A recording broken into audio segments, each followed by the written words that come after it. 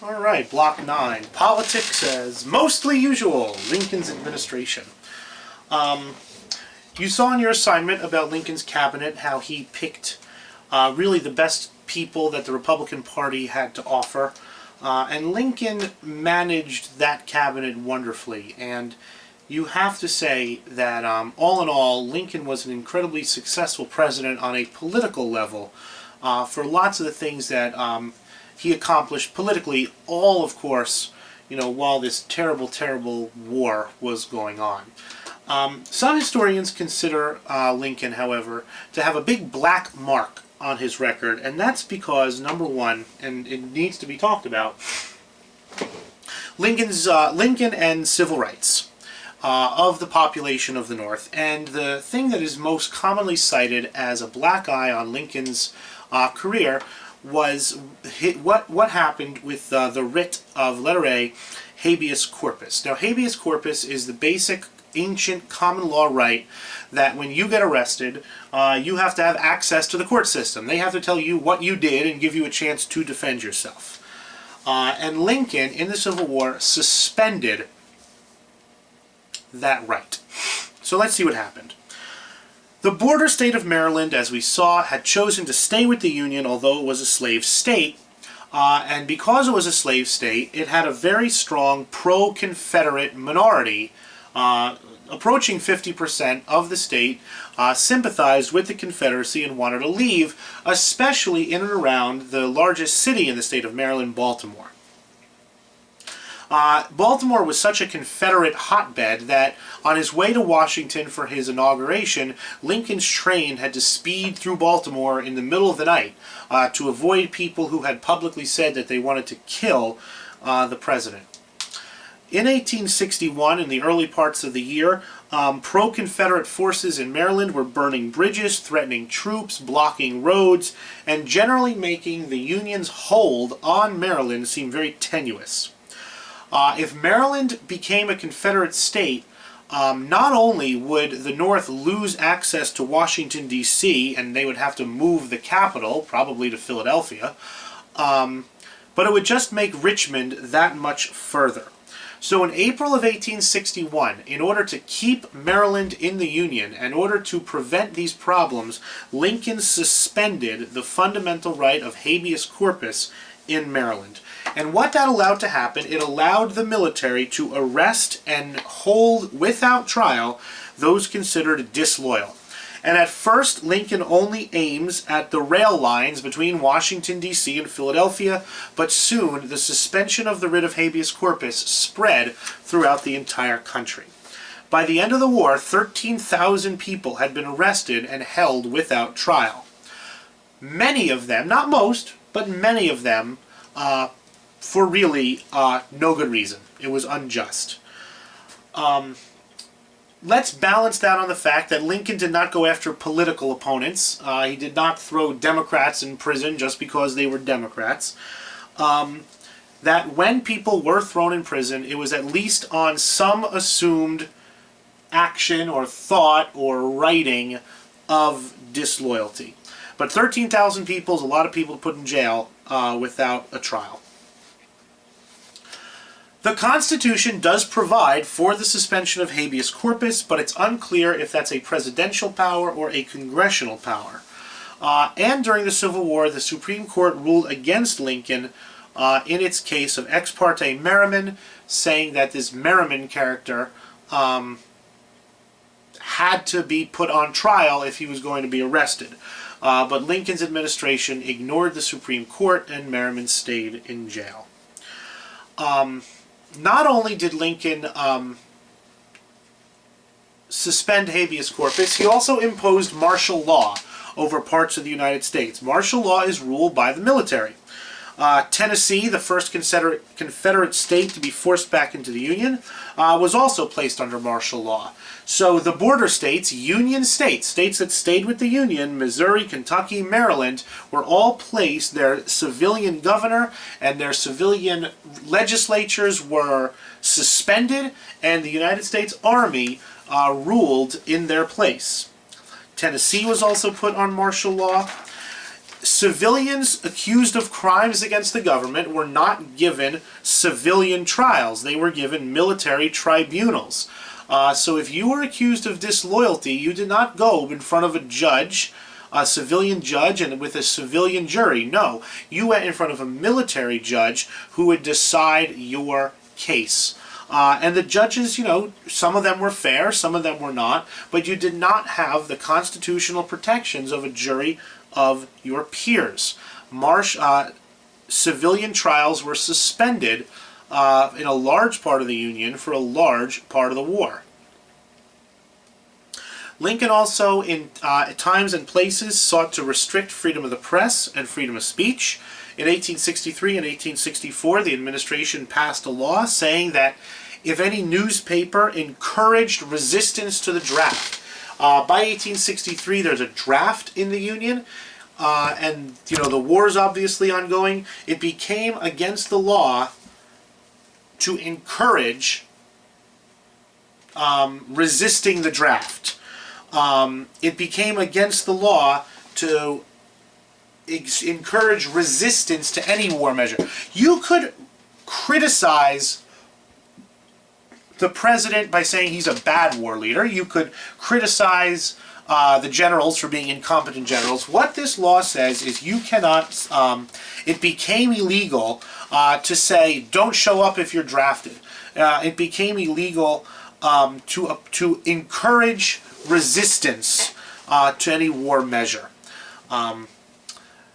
The law is difficult to enforce, and few people are ever jailed or fined, but you have to, the fact still remains that Lincoln ordered the arrest of newspaper editors who were editorializing against the country's policies.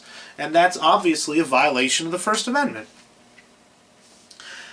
When you look at Lincoln overall, and his Civil War record overall, you have to look at two things. One, yes, was he violating civil liberties? Absolutely.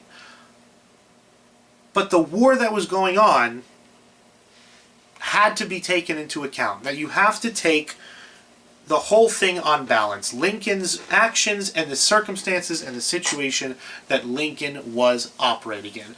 And if you balance those out, I think Lincoln comes out as no dictator at all. My personal opinion. Civil War legislation. Civil War legislation bears one very important footprint. The South is gone out of the country, and most Democrats are gone with the South. So you basically have the North passing all of the laws that the North wanted that it couldn't get because of the South and the Democrats. And there's a whole bunch of them that never would have passed, or would have taken a lot longer to pass, if the South had stayed in the Union and if the Democratic Party had stayed in the Union with the South. And the first letter A is the Homestead Act. Basically, the Homestead Act is free land out west for anybody who wants it. Free soilers had long wanted a Homestead Act, but before secession it had been blocked by Southern Democrats. After secession, like we said, the Southerners and the Democrats are gone, so in May of 1862, Lincoln signs the Homestead Act, which gave 160 acres of public land free to anyone, including freed slaves, who is at least 21 years old. Once you got this 160 acres of free land, you had to live on it and work it for 5 years. After that, the government would give you the deed to that land, and then it was yours forever. Tens of thousands of men initially, and then hundreds of thousands of men will take advantage of the Homestead Act until the 1970s, when it is finally taken off the books. But especially in the 1860s and then after the Civil War through the 1880s and 1890s, anyone wishing to start a new life, start a farm, you could get land for absolutely nothing out west. Work on it for 5 years, and then that land would be yours. The appeal of land, the pull of land, is still, in the 19th century, a huge reason for the success of the United States. Letter B, the Morrill Land Grant Act. Morrill, the guy, Justin Morrill, Land Grant Act. Whigs and then Republicans had long been calling for the creation of agricultural colleges in the states. And they said, science and technology are advancing. We need a way to teach farmers modern farming techniques, modern tools, modern methods of farming, and what better place than agricultural colleges where the sons of farmers can learn all about modern farming. This was opposed and different to traditional colleges. Traditional colleges taught a classical curriculum, grammar, rhetoric, mathematics, Greek, Latin. That was great for elites on the coast. But out, in Pennsylvania and Michigan and Ohio and Indiana and Minnesota, that wasn't what was needed. That wasn't necessary. People wanted to learn things that would actively help them in their daily lives. Doing this was opposed by Southerners and Democrats. The plan was actually passed by Congress in 1859, but vetoed by President Buchanan. As the Civil War began, the Land Grant Act was amended to include not only are we going to teach agricultural skills, but military tactics and engineering as well. And then again, with the secession of the southern states, the northern states passed it very easily. And what it actually does is 4A, it sets aside 30,000 acres of land in each state for a college to be built. And the first two land grant colleges were Michigan State and Penn State. And from this point forward, the sons of farmers, for a very small amount of money, could go and take classes on the most modern methods of agriculture, engineering, military tactics. Today, all 50 states have at least one, and some have as many as 3 or 4 land grant colleges. Economic measures were also changed politically during Lincoln's administration. With Northerners in control of the government, tariffs went up to nearly 50%. The Pacific Railway Act of 1862 sets funds aside to build a railroad from Atlantic to Pacific all the way to California. The National Banking Act finally, in 1863, almost 100 years after the country was founded, finally gave the United States a single currency. Now, everyone in the United States was using one currency, dollars and cents. No more money issued by private banks, no more money issued by foreign countries, that everyone in the United States would be using money created and distributed by the national government. Overall, the Civil War knits the North even closer together. Steamboat service, rail service, road service became more common. A single currency stimulated the economy. The Civil War sped up mechanization, the growth of corporations, large banking systems, the centralization of government. There's also in the 1860s the first beginnings of a labor movement with unions in the United States. So when you look overall at the Civil War as a political event, what you're seeing is the dominance of the North without the South. All the things that the North wanted to do for many, many years were finally passed because there was no more Southern opposition.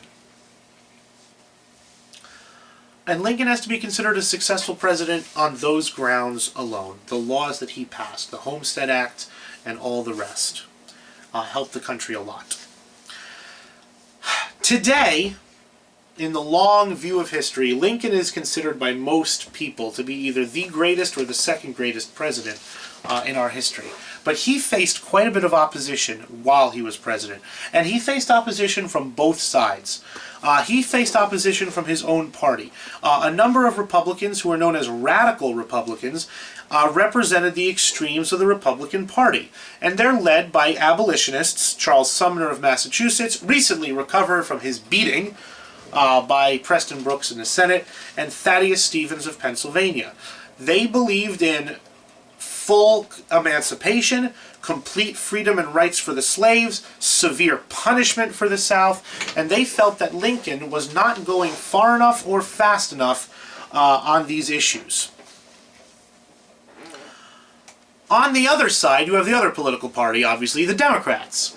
There are still lots of Northern Democrats in the United States. And at the beginning, when the war is about the Union, these Northern Democrats support Lincoln. And if they continue to support Lincoln throughout the war, they're known as war Democrats. That makes sense. They are Democrats who support the war. However, Lincoln's turning of the war into a war against slavery, to be the Emancipation Proclamation, and the changing of the war into a war for the Union, into a war against slavery, turns many Democrats against Lincoln. And they became known as Peace Democrats. Peace Democrats because they wanted an immediate peace with the South. Let them go their own separate way. We don't have a right to abolish slavery, etc., etc. And these Peace Democrats are known to history as Copperheads. Copperheads. And their the most famous Copperhead, the most famous Peace Democrat, was a congressman from Ohio named Clement L. Vallandigham. And Vallandigham famously said there are two rebellions going on right now. The Secession Rebellion and the Abolitionist Rebellion, and he did not like either one of them. But he liked the Abolitionist Rebellion even less. He is loud, brash, and outspoken against President Lincoln. And finally, for disloyal acts, he's chucked in prison by a military court. Lincoln intervened, and he said, look, you know what, if you like the Confederacy so much that you're constantly attacking me and the war, go to the Confederacy.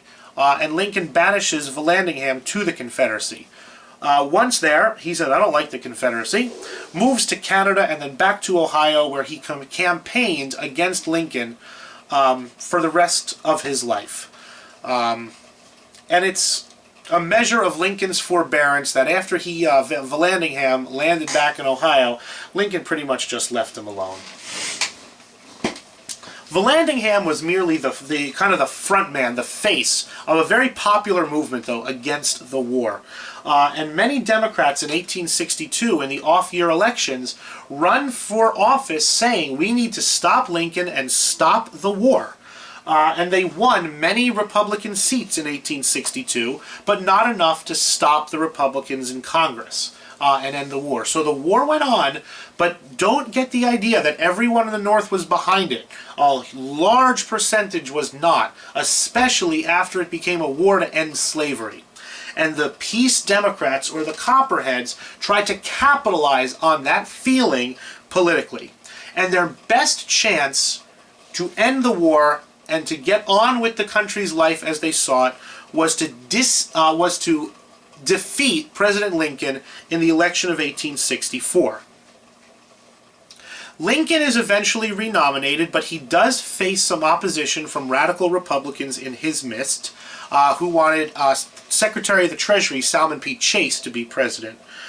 Lincoln is nominated because he is very popular amongst the common average Republican, but he chooses a new vice president. He gets rid of his first vice president, Hannibal Hamlin, and replaces him with a war Democrat by the name of Andrew Johnson. And this is Lincoln's attempt to kind of form a national unity government. He says, look, I'm a Republican, he's a Democrat, we're all working together here. Lincoln stood for a successful conclusion to the war and the abolition of slavery thereafter. And he also stood for the economic advances of his administration, and he stood for citizenship for black Americans. With that platform, Lincoln runs against the Democrats' choice, former General George McClellan, the same McClellan that had been in command of the Union armies for over a year in the early part of the war, the same McClellan that had insulted Lincoln in his own home, gets the Democratic nomination for president. And McClellan pretty much supports immediate peace between the North and the South based on an independent United States of America and an independent Confederate States of America. And for a long time, it does not look like Lincoln has any real chance to win this election. Why? Because the war was going poorly. As the summer of 1864 dragged on, Grant had been smashing his army against Lee in Virginia, getting a lot of soldiers killed and earning the nickname Butcher, but not really getting that much closer to Richmond. In the West, Atlanta, the big prize of 1864, was being defended by the South. So all in all, the war is going very poorly in the summer of 1864 before the Union armies took Atlanta. And it was commonly assumed by everyone that Lincoln would lose the election and that McClellan would be voted in as president and he would end the Civil War. That's what the South is hoping for, especially throughout this time. At that point, the only hope they have to win is for the Union to stop fighting. And the only way the Union will stop fighting is if Lincoln is no longer the president. But let her be, in the fall, about 6 or 7 weeks before the election, Atlanta fell to the Union. And that big prize, the second largest city in the South, fell to Union arms. And public opinion swung back in favor of finishing the war. So in November, when the votes were counted, McClellan only carried 3 states, Kentucky, Delaware, and New Jersey.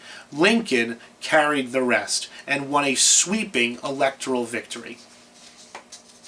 It was the country saying, let's finish what we started. And Lincoln's political success was assured.